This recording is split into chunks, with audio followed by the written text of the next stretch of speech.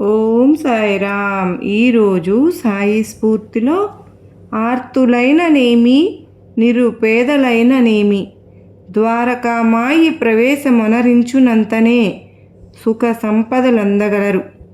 బాబా నివసించిన మసీదు పేరు ద్వారకామాయి. మాయి అంటే తల్లి.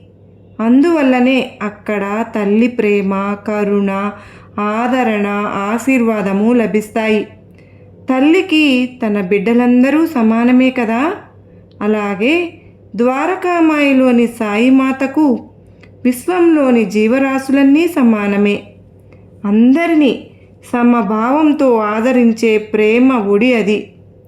ద్వారకామాయిలోకి ప్రవేశించినంతనే సుఖ సంపదలను పొందగలరు అని బాబా అభయం ఇవ్వడం వెనుక ఎంతో అర్థం దాగి ఉంది.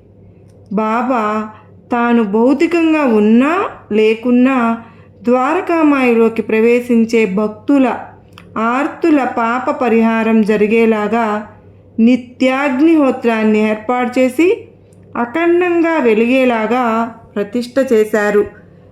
ఎంతో పవిత్రమైనది.